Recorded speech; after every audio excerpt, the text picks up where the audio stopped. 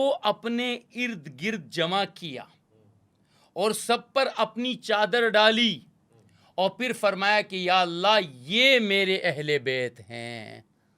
اچھا جی یہ میرے اہل بیت ہیں، یا اللہ جو اہل بیت کے لیے فضائل ہے وہ ان کو نصیب فرما. ایک اور روایت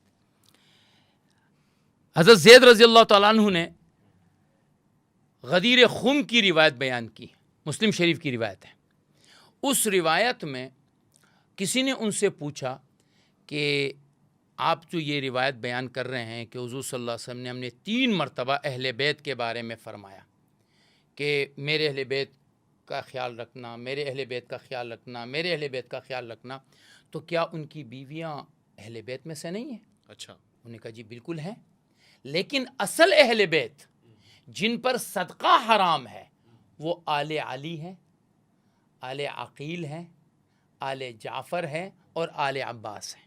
اچھا تو یہ روایات ہمیں بتاتی ہے کہ جو قرآن میں اہل بیت کا لفظ آیا، جہاں نساء النبی کے ساتھ اللہ کا مخاطب ہونا ہے وہاں سے اہل بیت کا لفظ ہے. پھر وہ اہل بیت روایت قصہ سے معلوم ہوا کہ یہ 5 افراد اس میں داخل ہو گئے. پھر حضرت عباس رضی اللہ عنہ کی فیملی کو اس میں شامل کر کے اللہ کے نبی نے اس اہل بیت کے معنی کو اور وسیع کر دیا. حضرت زید رضی اللہ تعالیٰ عنہ نے مزید اس کو وسیع کر کے آل علی کا مطلب کیا ہے؟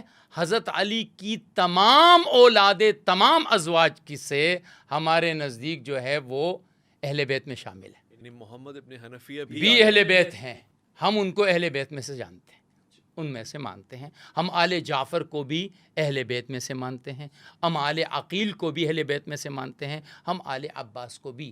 تو جو نے فرمایا نا کہ مشخص کیا ہے، ہم اس مشخص ہونے کو مانتے ہیں، لیکن اس مشخص ہونے کو محض 5 افراد میں مخصوص نہیں مانتے ہیں، ہم اس معنی کو وسیع کرتے ہیں اور اس کے لیے ہمارے پاس روایات موجود ہیں. علامہ صاحب آپ 5 افراد تک اس کو مقید رکھتے ہیں، اس کی کوئی خاص